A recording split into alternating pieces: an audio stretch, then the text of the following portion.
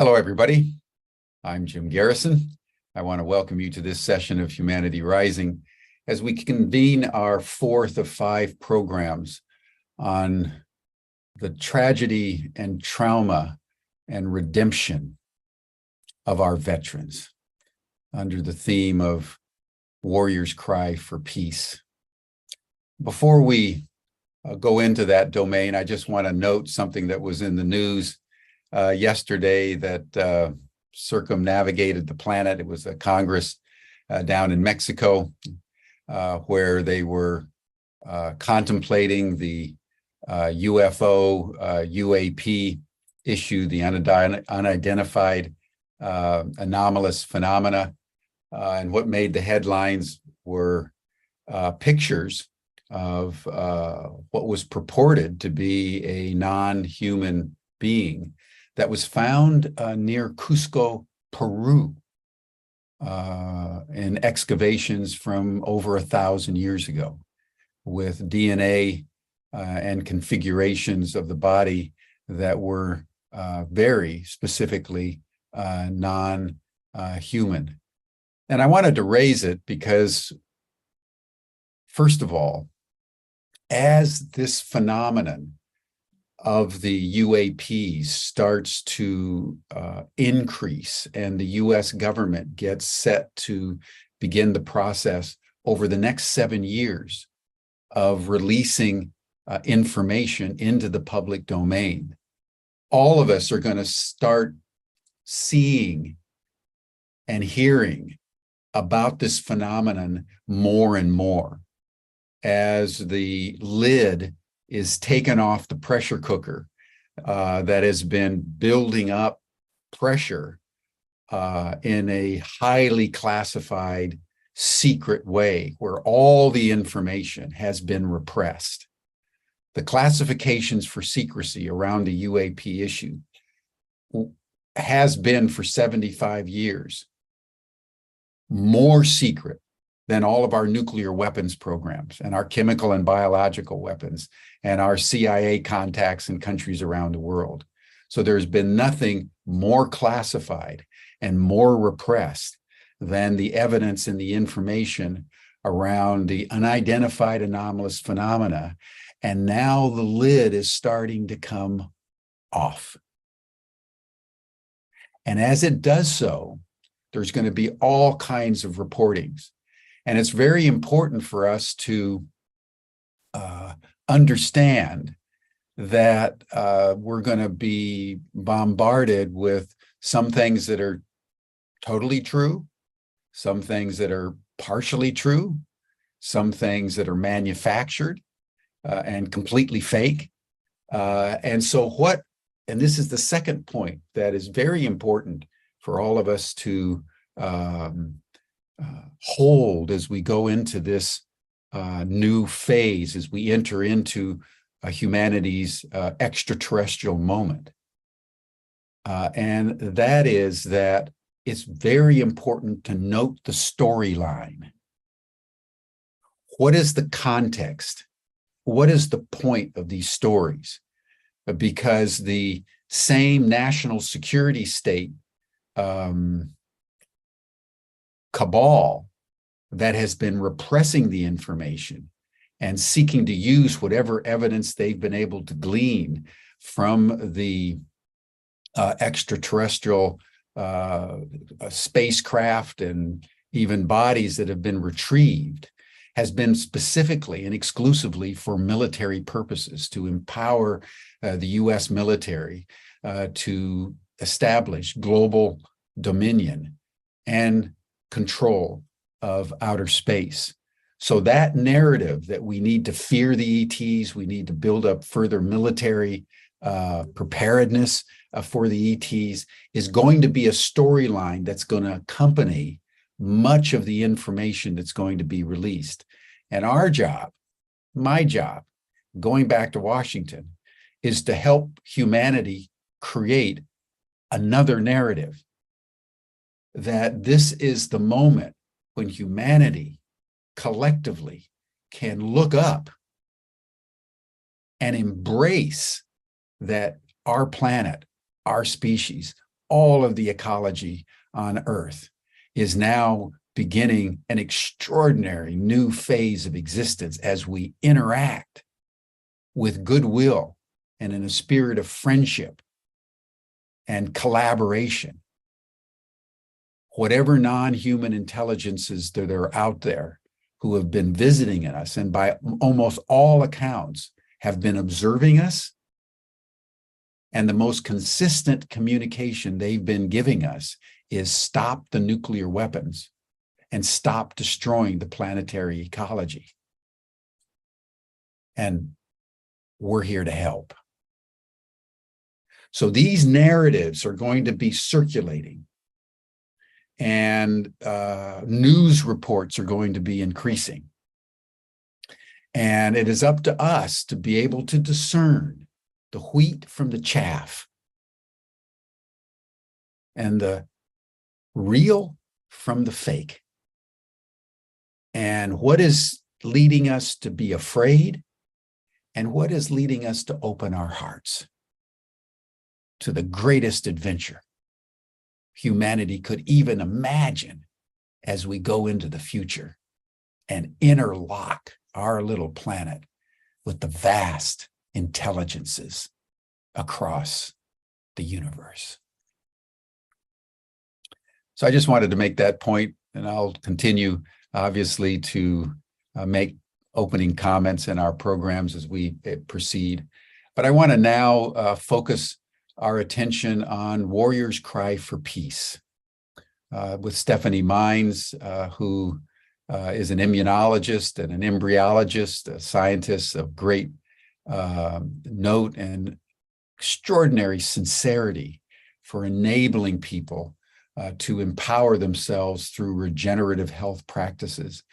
And she was part of a family of veterans and had a very acutely painful childhood and family life because of that.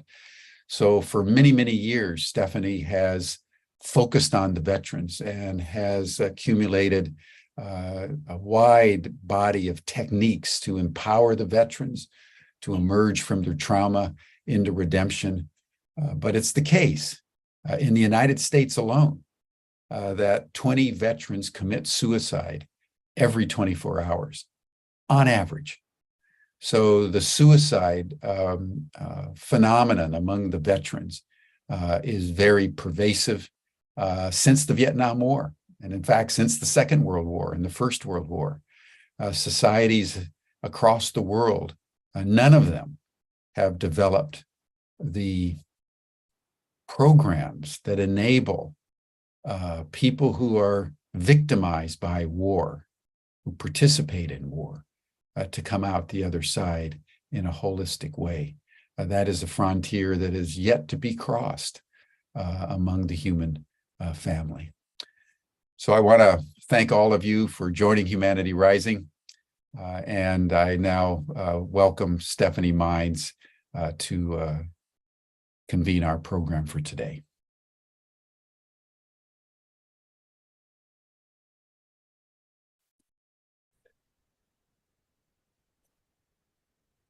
Greetings, everyone. It's Stephanie Mines here with my friend Conni Eckstein. And we are speaking to you today on a topic that is very touching and has rarely been addressed with the candor and transparency with which we will share it today. Conni is going to be speaking to the death by suicide of her son, Damien, who was a veteran. And that is indeed the topic of today. The topic is the suffering of veterans and their families that has not been exposed. The real story has yet to be told. Conni is writing a book that will assist very much in spreading the truth about suicide itself, and also about veterans and the military establishment and the resources available, or the lack thereof, for veterans and their families. So I want to begin by offering, as I almost always do, but particularly in this case, I want to offer some very simple energy medicine practice, because it is entirely possible that as you're watching and as you're listening to Connie and I, you may feel some activation, memories that are disturbing could arise, feelings that are overwhelming could arise. And that's actually important and all to the good, because as those feelings arise and as they spill over, they actually assist even in their biochemistry. They assist in the healing process, but it can be ungrounding and destabilizing when that happens. And I want to offer you a resource to prevent that, because that is less productive. That makes us not feel so eager to return to these painful memories. And indeed, we do need to expose the pain in order to transcend it and to be of service to others because of it. That is the path of the wounded healer. And Connie and I are on that path. So the very simple energy medicine, it will seem familiar to you, but I want to emphasize how this simple practice physiologically assists your nervous system in balancing itself. So it's simply what you do in prayer or namaste in yoga, but it has a little added component, which is, if you can see, I am really bringing direct contact between all the pads of the finger and the palms. I'm not pressing, but the intimacy is there. I can feel it in my flesh. That's important, because when you do that, when you really make that contact, you actually are sending a message of awareness and vibrancy to all the meridian systems in your body, all the channels of bioelectricity that are biochemically charged to bring vagal tone, to calm the mind, to bring you into your highest state of consciousness.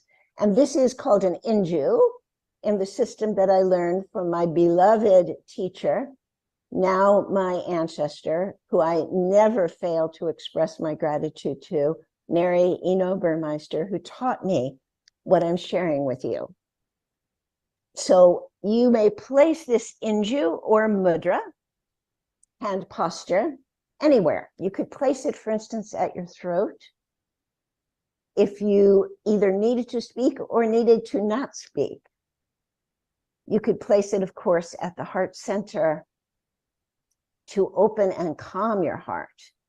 You could place it at the third eye to expand your consciousness. And in fact, you could place it even if, let's say, you had a shoulder injury or a collarbone injury or an injury anywhere in your body. You could use this inju as a healing instrument, because it produces alignment. It brings you into your midline and thereby takes you out of a state of disorganization into a state of focus. So let's just stay with your inju or mudra placed wherever you are comfortable placing it. You may want to close your eyes. I'm going to suggest that you ground your feet so that you feel connected to the earth, meaning let the four corners of your feet embrace the flesh of the Mother Earth. Soften your joints. Drop your shoulders. Feel your breath filling up your belly. Feel your chest expanding. And let's do this together so that we enter this conversation in a state of grounded peace. 3 breaths with an emphasis on the out breath.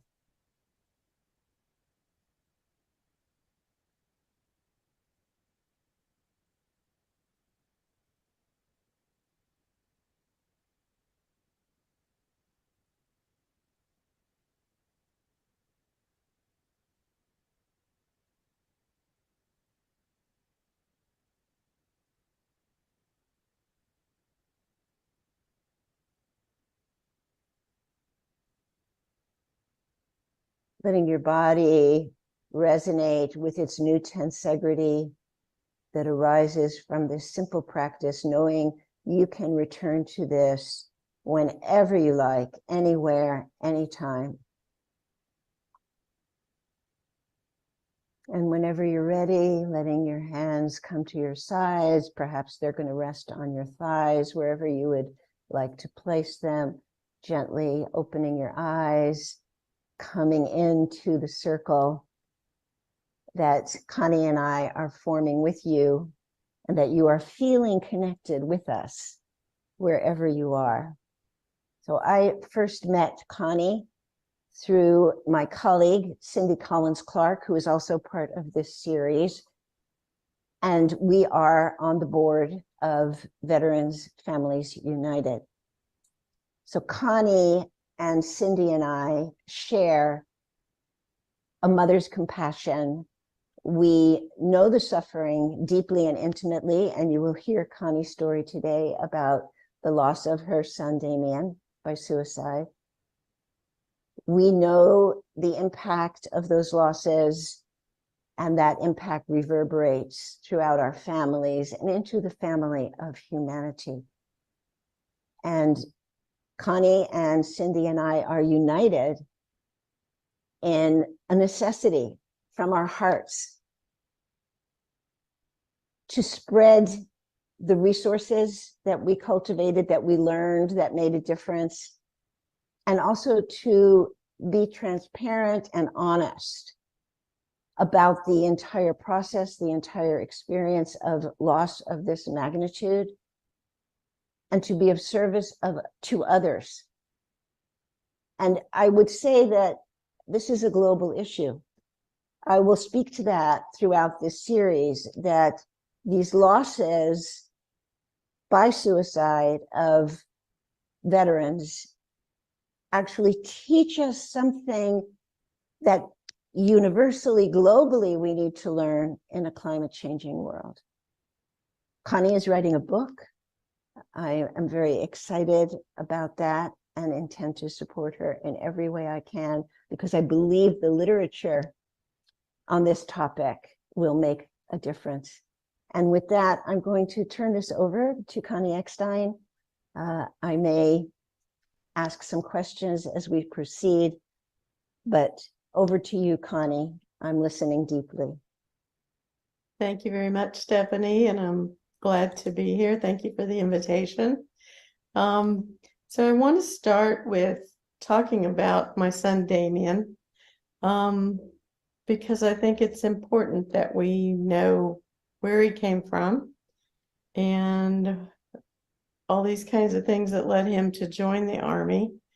Damien was born in South Carolina. He's the younger of two sons that I have. We moved to Oklahoma in 1993, and he lived here until his death in 2013. 9/11 had a huge impact on him. He was all of 13 years old, but he swore that day as he stood in front of the television watching the crashing of the planes into the World Trade Center over and over, that he would go over to exact revenge on the ones who caused that horrific day. And ever since that day, he's wanted to join the U.S. Army. And he did the summer before his senior year in high school. It was mainly a ceremonial sign-up that I agreed to because he was underage, but he needed to graduate high school first. So following high school, and about 2 weeks later after graduation, he went through boot camp and additional training called AIT at Fort Leonard Wood Base in Missouri. He decided to sign up for the Army Reserves as opposed to going active duty, and was attached to a unit in Stillwater, Oklahoma. For about 2 years following his training, he did his monthly exercises with the reserve unit, and then he called me one day and told me he volunteered to serve with the unit out of Grand Prairie, Texas. They were being deployed to Iraq, and they needed, I believe, about 11 extra soldiers. So they put out a call to other units to get volunteers. And he volunteered because he told me others in his unit had families, wives, kids. And he told me he didn't. And it made more sense for him to go in their place. He didn't obviously count his parents and his brother as family. So he, after that, and getting prepped to go, he met his wife, and when he left on deployment to Iraq, she was expecting their first child. So he did end up having a family and went over. He deployed to Mosul, Iraq for 9 months, August 2008 until June 2009. He worked as a military policeman at a joint Army and United States Air Force base. This meant that his job was to patrol the streets during the day, to keep peace, and tried to sleep during the night while the Air Force planes took off for their nightly missions. The Army ended up pumping him and his fellow soldiers full of Ambien as a solution to lack of sleep. During one of his patrols, his MRAP, his vehicle that he drove on patrol, ran over an improvised explosive device, or IED. The only damage to the vehicle was a flat tire, and he sent me a picture of it. He reported no injury to himself, and I'm pretty sure he was never checked out by the medic at the base after this. He returned home to no big celebration. Whatever you see in the media with these big parties and big bands and all this celebration of returning home, his unit literally was dumped at the curb of a Dallas area Marriott hotel for us to collect his things and take him home.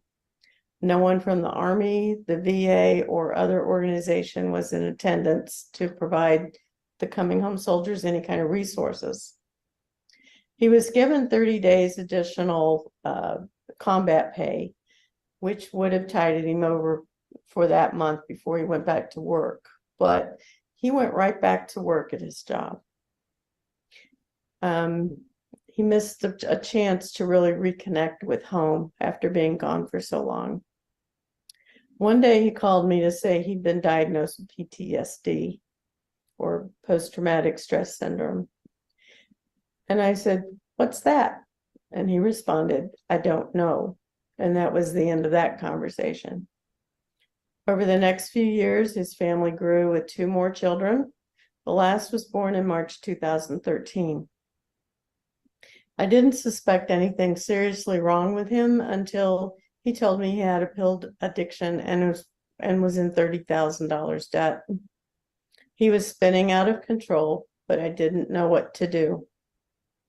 2013 brought with it an F5 tornado that missed his house by a few blocks and hit the hospital where his wife and children were at for a doctor's appointment. They survived, but with cell phone towers impacted, there was about an hour of no communication to know if they were okay. It's a very stressful day. Damien had contacted me before a lot of the lines went down, and he overlooked, as he was looking over the damage, he said it reminded him of Iraq. And I was afraid then that he might have some kind of a flashback. On July 4th of that year, his grandmother, my mother, died of Alzheimer's. He had such a special relationship with her. And after she passed, he stayed with her until the funeral home arrived to collect her body. So he was grief-struck. He was on pills. He was financially strained. And on October 14th of 2013, he'd had enough. He chose a church parking lot and a gun to end his suffering. His brother did arrive at the scene, but it was too late to help.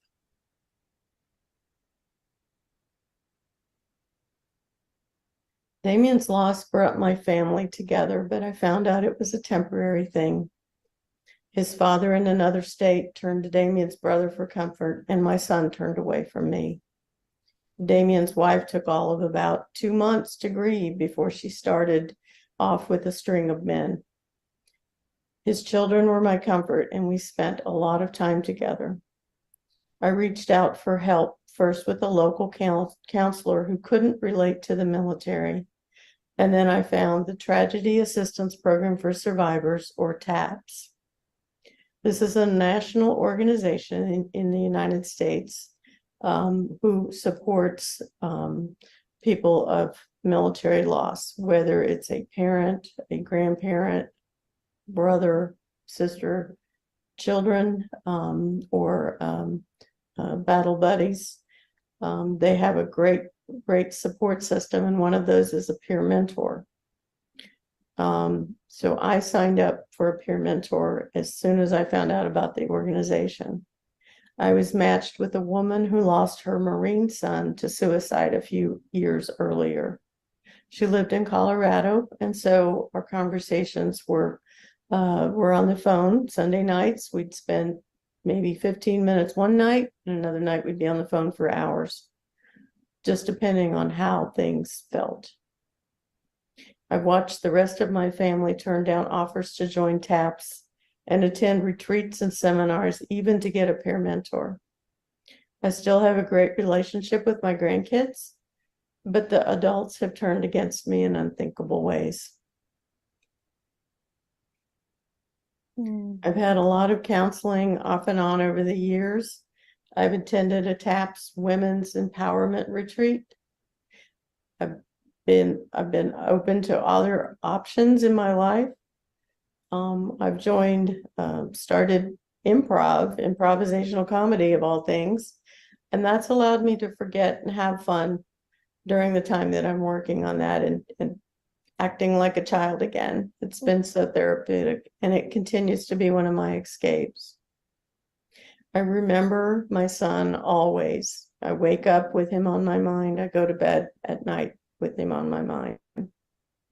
One thing that I've experienced too is what a lot of people call God winks. My peer mentor told me about a friend of hers, told her about an Irish, not saying, but losing. Aphorism, maybe. Yeah. And so it's when you find a dime, and I don't know if Irish don't have dimes, but anyway, the Americanized Irish folklore, you find a dime, and that's a sign that your loved one is thinking of you. And I have found dimes in such weird places that for no other reason. The last time I found one, I was on a shuttle bus heading to the Cog Railway in Colorado Springs for the Pikes Peak, to go to Pikes Peak. And I just sat down, and then I looked down at the ground, and in between my feet was a dime. And it's just, they turn up at the greatest times. My grandkids were with me, Damien's children, and I knew, this was a good thing for us, and he was watching us. I have a lot of faith. I refuse to be a victim. I choose to be a survivor. And I've developed a passion to talk mental health and suicide prevention, because I don't want another family to lose a loved one the way that I did, and then having to go through the horror that I live with every day. So you might ask, what can I do to prevent suicide? You don't have to be a mental health therapist. You do have to know what to do if you're around someone. The American Foundation for Society for Suicide Prevention, or AFSP.org, has a lot of resources, as does TAPS at taps.org. So if you know someone who exhibits warning signs of suicide, number one is don't leave the person alone. Remove any firearms, alcohol, drugs, or sharp objects that they might use in a suicide attempt. In the US, you can call the National Suicide Prevention Lifeline, and that's 988. And then if needed, take the person to an emergency room or seek help from a medical or mental health professional. Please take this to heart and please find out what you can to prevent suicide. Thank you. Thank you, Connie. And I want to acknowledge your courage in sharing this story. And I didn't know that your family, in fact, has isolated you from them, has, for some reason, which is quite mysterious to me, stigmatized you for your healing resolve and for investigating deeply into what actually happened for your son and for you as well, that you've really dived into the dynamics behind this. And I say I don't understand that, but actually I think I do, because I've seen that before. I've seen it even in my own family, that when you take that position of really examining something that people would prefer to turn away from, that it does cause an abreaction on the part of others. And it's a surprise, and it's hard to understand, but you live with that. And yet you continue to embrace the family of humanity as your own. Yes. And, you know, on the grief, I mean, grief is such an individual journey. My journey is not going to be like anyone else's. But there are things that I found that helped me to get through the day and the next day. It'll be 10 years in October that my son's been gone, and I'm complimented a lot about my growth. I think a lot of that is people don't know a lot of people that have lost people to suicide. The suicide rates in the United States are continue to climb for all age groups, and more people are being impacted by suicide. And we need to break stigmas of getting mental health help, just like you would, you know, if you needed stitches or you had a heart attack, you know, mental health needs to be treated in much the same way. And I do know, because I did this research, and I know you do this research as well, that suicide rates among veterans are climbing to this day, every day, along with the larger community of suicide rates beyond the military. That is on the rise, but it is even more so on the rise amongst veterans. And that is tragic. When I told my husband that, he absolutely was dissolved in tears.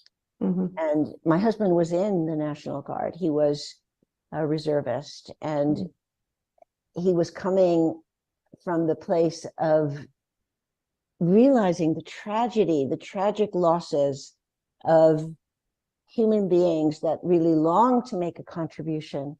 And I'm wondering if you could say a little bit more, first of all, of what you found, in addition to the awareness that your son is with you still. He may be gone in the body, but he's sending you those dimes to let you know that he is with you.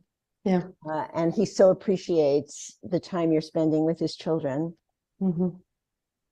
What are the other ways in which you have come to a place of being a wounded healer and not being a victim, but also, and I realize these are two big questions, so take them at your pace, and you don't have to answer both of them, but I wonder if you could say a few words about what you think could have happened differently for your son or for others in that situation to prevent the suicide.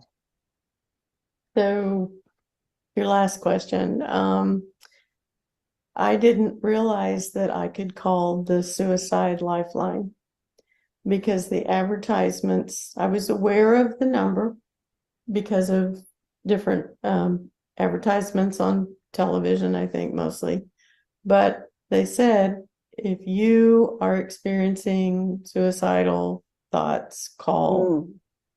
Now they say, if you or someone you know, and that those two words,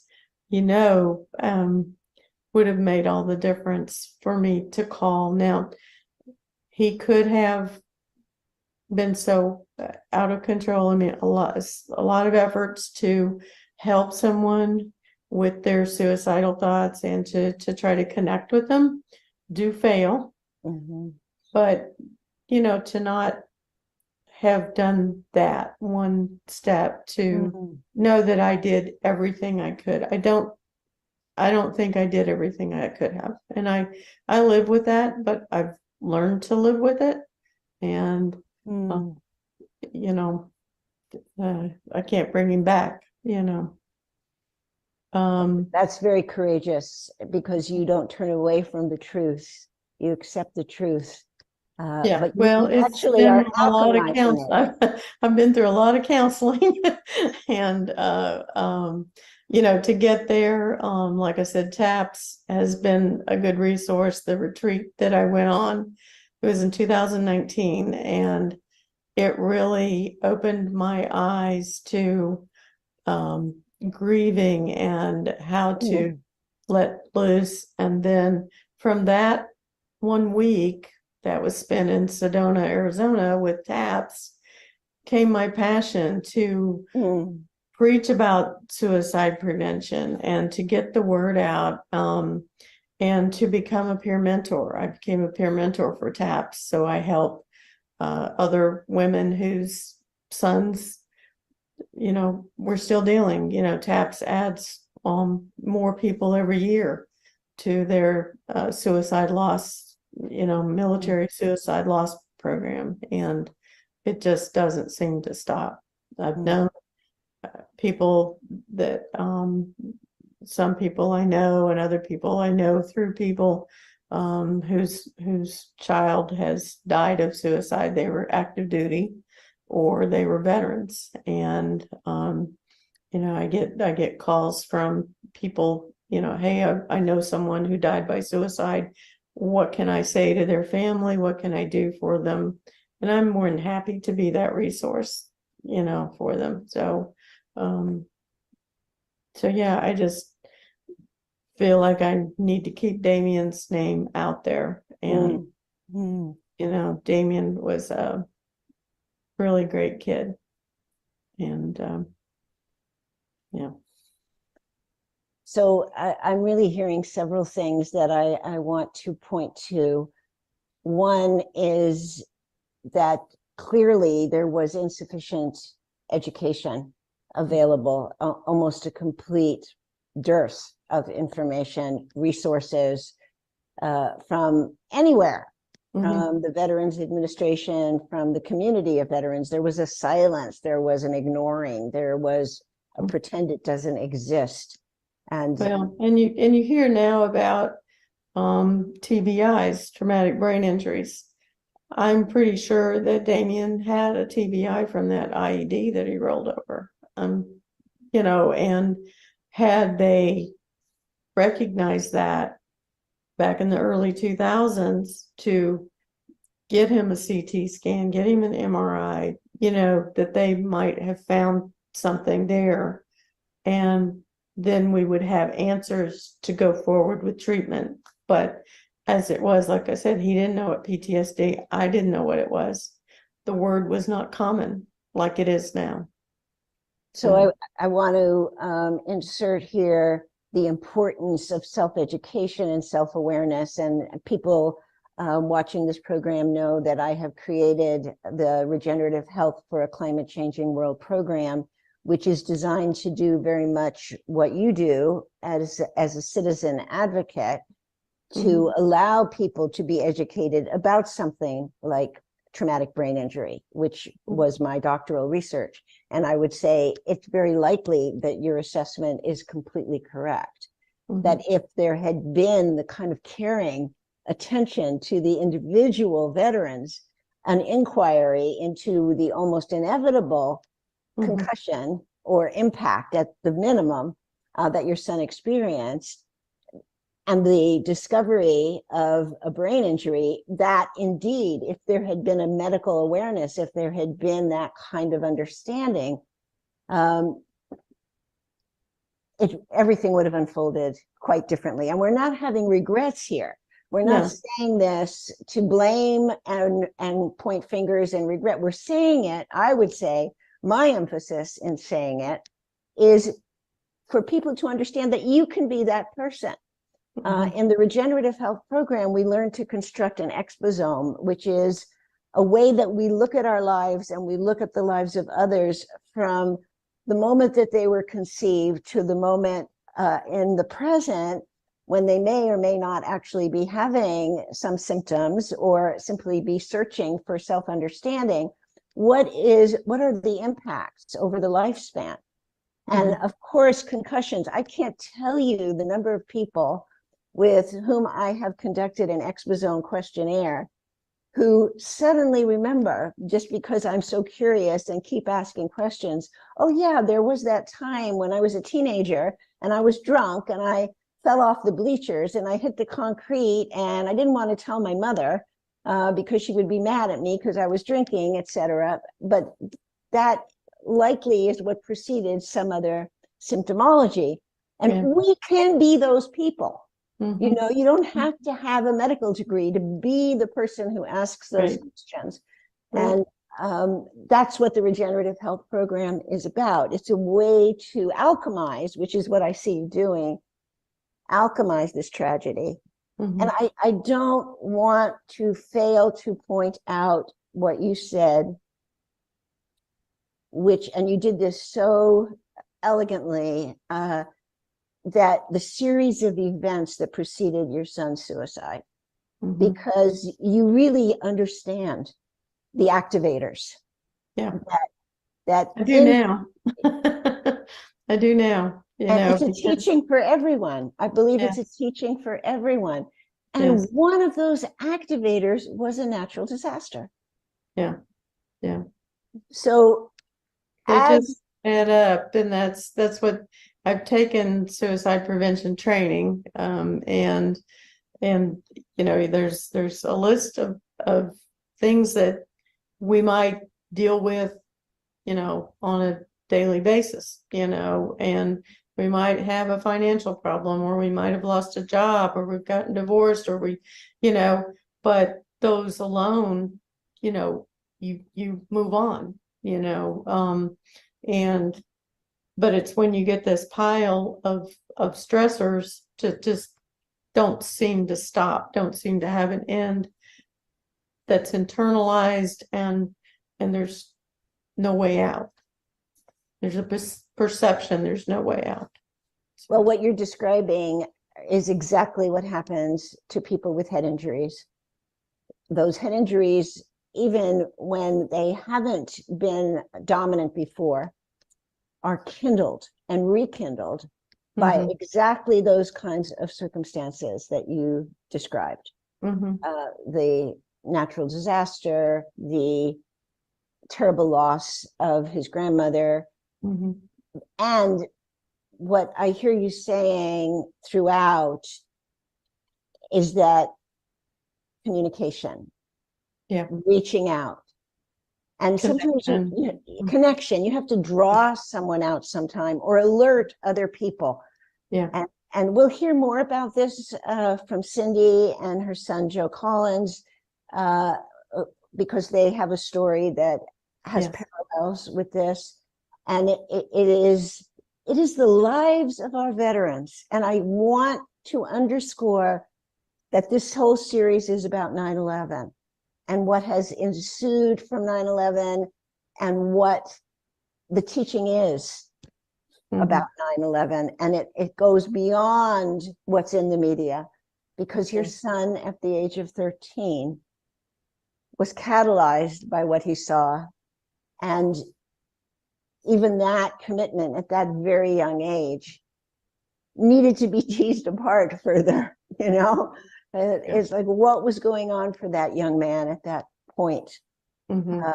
And what are we saying about the experience of revenge? I don't have answers to these things, but I'm Mhm. putting it out there as one of the major teachings Mhm. 9/11, which is the theme for this series. I would add, the next time that someone finds out a person is a veteran and their knee-jerk reaction is to thank them for their service, do something for their service. Mm. You know, let's get legislation going to really get a hold on what's going on in suicide in our military. You know, the 988 was a change here in the United States, and it took a couple of years for it to get through the United States Congress, you know, to be approved. Iraq veterans finally got the PACT Act, which gives them claims to the VA for the burn pits and things that they injuries they suffered. You know, it took forever to get Vietnam vets to be recognized that they did pick up an Agent Orange and that caused cancer. You know, I mean, there's just so much that goes on the battlefield that we aren't aware of, and it's harmful. You know, it's getting the mission done is the number one priority. It's not, oh, what are we going to do? My part of my son's pill addiction, I believe, came from his service, being given Ambien every night. You know, all they wanted him was to be rested so that the next day they could be activated. So we've got to stop looking at them as commodities. So well said. And the action that you propose absolutely underscored those listening. Do more than say thank you for your service. Do something for the service by ending this lineage of using soldiers as commodities, and realize these are human beings, and the toxic exposures, will be addressing that further when we speak with Cynde and Joe. Such an essential awakening and awareness. Difficult for us to see what we have done in our ignorance in our own country, the United States, throughout the world, and for centuries. Yeah. Yeah. So we're going to close with this, but I really want to express again support for your book. I want you to write your book. I want you to write many books. Tell your truth. Your message is of the highest importance. I want to honor your compassion, your courage, your transparency, and you come to us from the heartland of America, Oklahoma. Yes. And you are, yes. I would say you are the heartland of America with your compassion and your, I will close with this, your devotion to your son. Thank you so much. I appreciate the time. Thank you. And thank you everyone for participating in this series where we look at 9/11, I think, in a way that we've never looked at it before.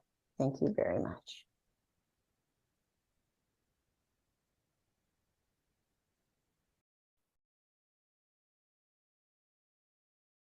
Thank you, Stephanie. Thank you, Connie. What a powerful, powerful dialogue. And as it turns out, that was a recording.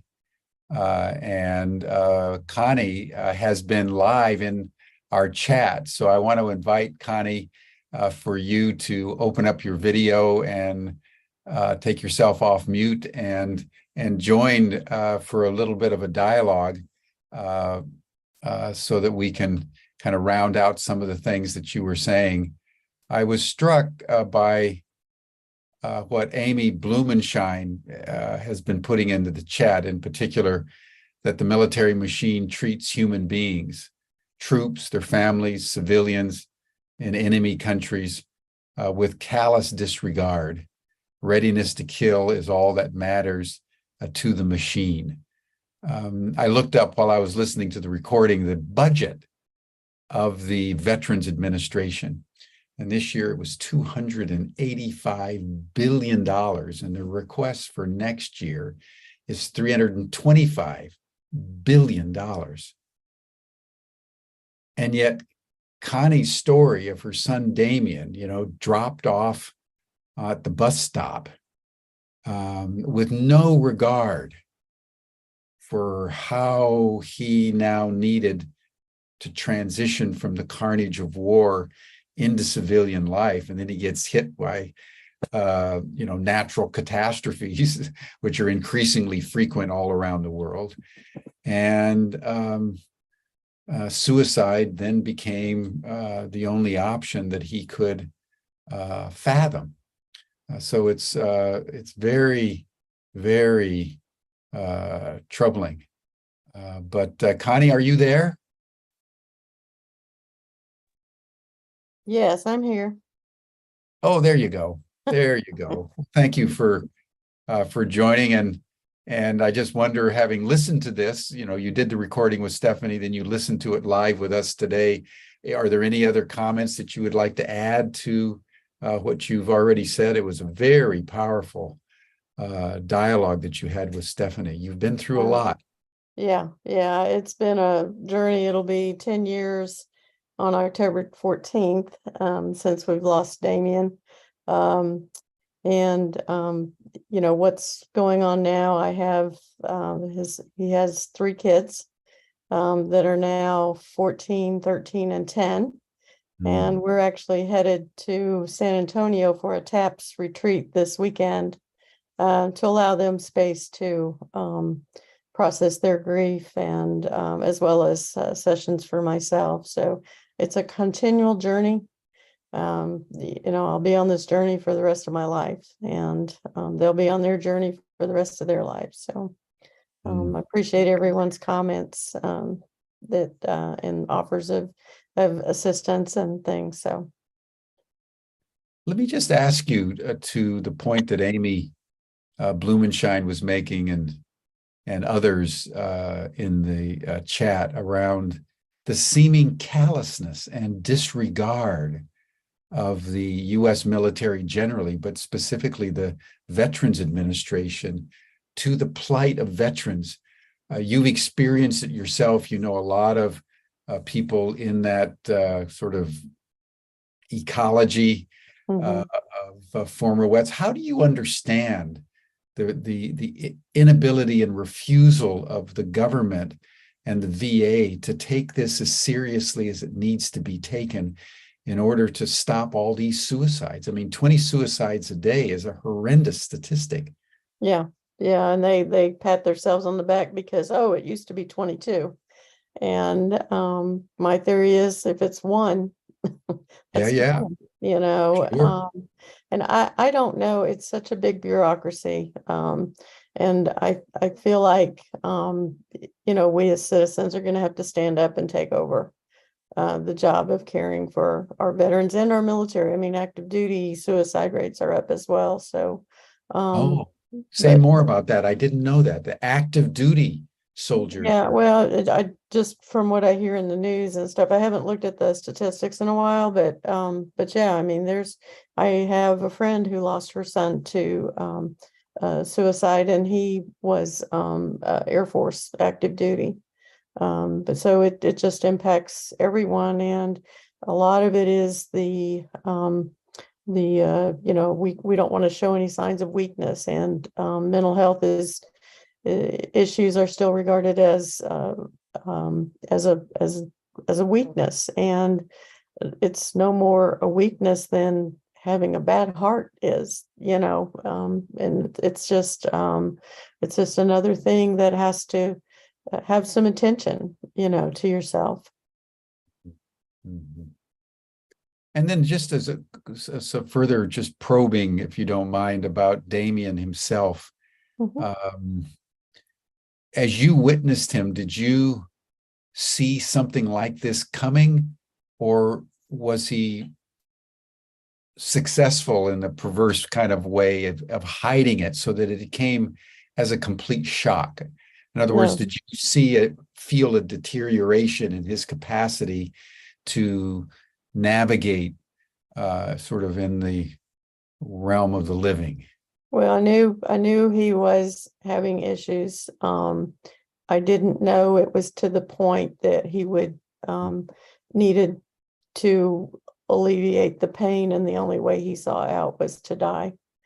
So I know of stories of suicide attempt survivors who have said, when they jumped or when they did the act to try to die, that right at that split second they realized they didn't want to die. Yeah. And for them, they were able to survive. But if you are not that fortunate, then of course it's too late to think that. So yeah, I saw a lot of changes in him, but and I called the VA, and they said he's got to make the appointment. I couldn't do that for him. And HIPAA has done more damage, I think, in this regard than it needs to. Family members definitely need to be able to take some control. And I think, Cynde and Joe talked about that yesterday. So.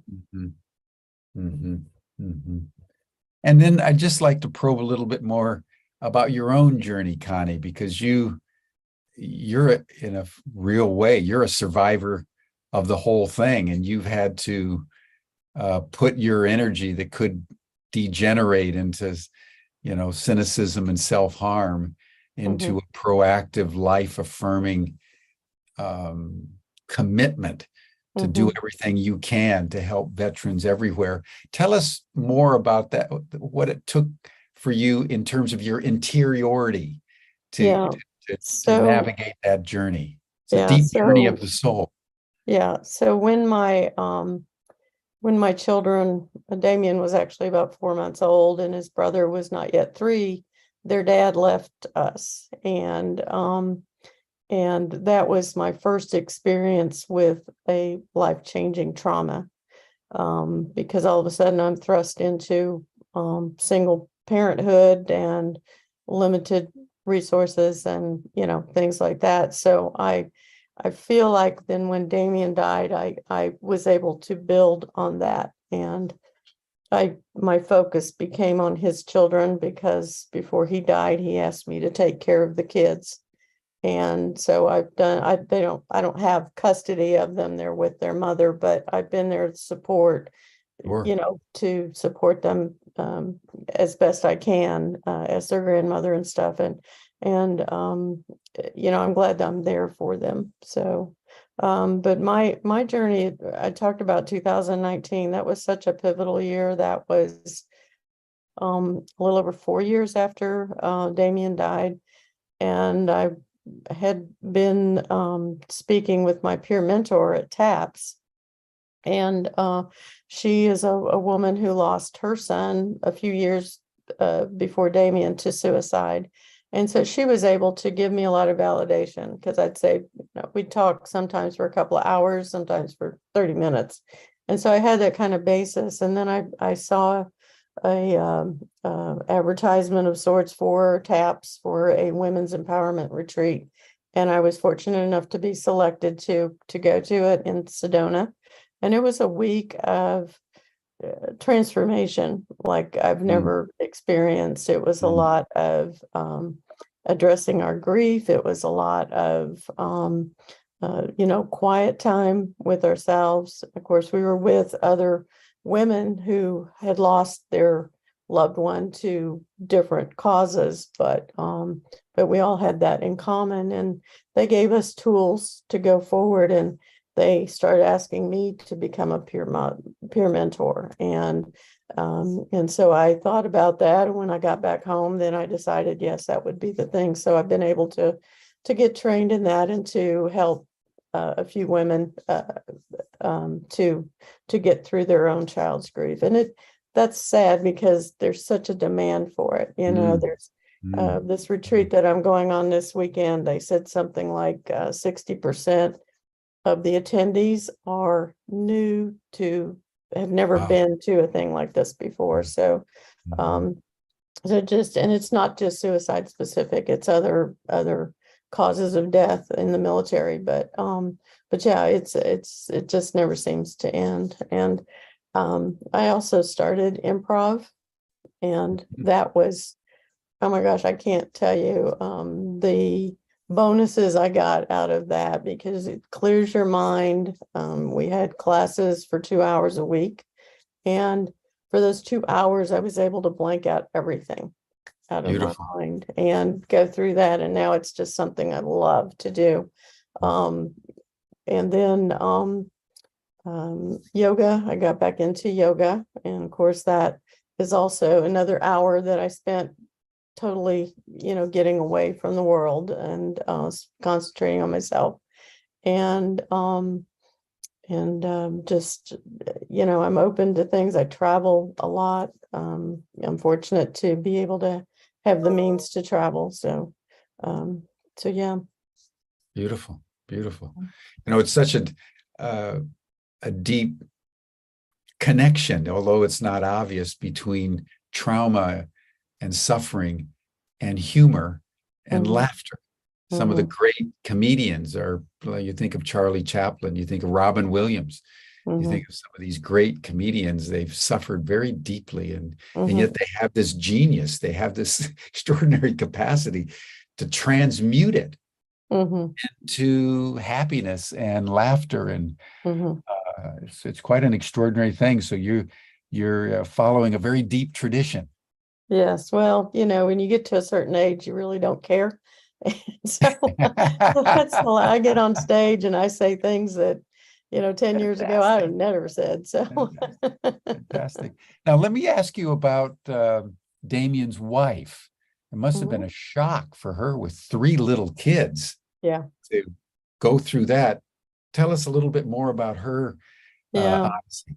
Yeah, she has really, really struggled, and we've had a love-hate relationship, as a result. And uh, she has not, and neither has my older son, received any kind of grief help and stuff, and it shows in the decisions. I mean, when I took the kids to TAPS last year and they came back, she said they're totally different kids, and I said, this could be you too. But, and I thought she was going to go with us this weekend, but she's chosen not to. Again, I think there's in some people, there's a fear of, Oh, opening up too much and yeah. being exposed, and Yeah. so hopefully she will get to that point. Oh, I see. Yeah, but Well, she's, this is, she doesn't have an education, and so that's really helped her in terms of job prospects and stuff. And then, having the kids, with three kids those ages, they get sick, they, need doctor's appointments and all the stuff that happens there. And so it's been hard for her to really get her feet underneath her. So I imagine. Yeah, particularly, being not prepared to be a single mother of three kids at yeah. an early age. You can understand that she would just go deeper and deeper into just survival mode, and Mm-hmm. might think of going to the weekends or some self-help as somehow weakening her capacity to stay strong and Mm-hmm. just simply survive. Mm-hmm. Uh, so sorry to hear that, but we understand. Yeah. Yeah. Yeah. Yeah, and over time, Mm-hmm. maybe her kids will work on her, and when they get up and older and more capable of autonomy, it may be that she'll feel relaxed enough and safe enough to Yeah. go through the process that she's been avoiding, because she just wants to stay strong.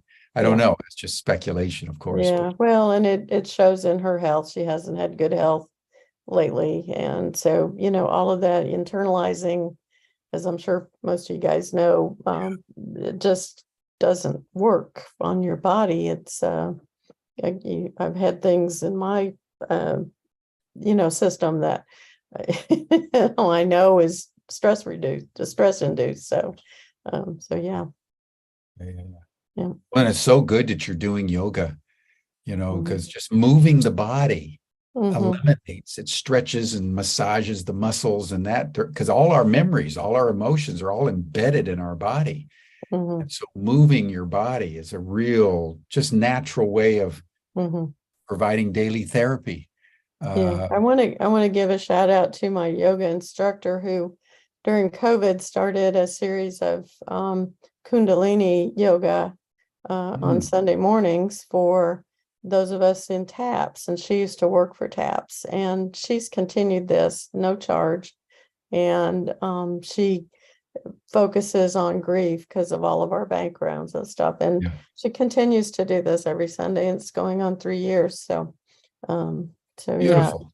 this Beautiful. takes the people that I've met after Damien died, I of course would never have run into otherwise, and I'm thankful for that. I'd give anything to have him back, but in his absence, I've had a lot of angels, a lot of really good people come into my life to help me. Yeah. Well, it's back to that great observation of Thoreau that, when one creates an intention and believes mightily with his soul, he says, the Mhm. universe aligns. So the Mhm. fact that you could go through that process and come up the other side, you've been drawing to yourself solace and support in an existentially real way.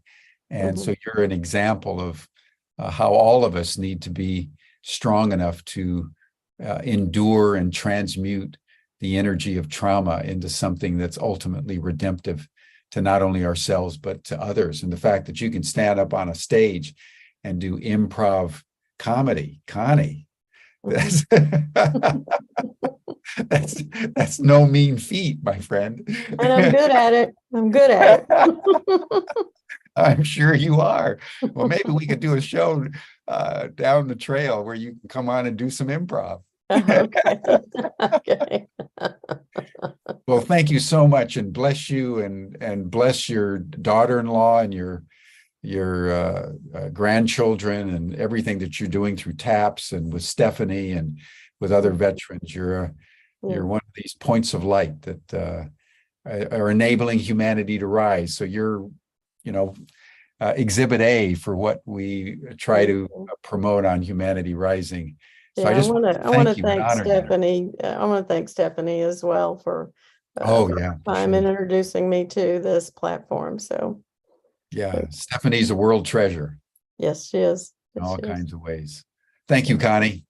Thank Thank you. you so much. And that'll do it for us for today, everyone. You're all welcome to the after session chat. Connie, I hope you can stay for the after session chat. Can you stay for the after chat? Yes, I'll plan to Oh, to good. And you can zoom see in. that the link is in the chat box, but it also came in your Zoom invite. Yeah, I saw that. So you have it? Uh-huh. Cool. All right, everyone. It's an opportunity to talk more with Connie in the after chat. So welcome.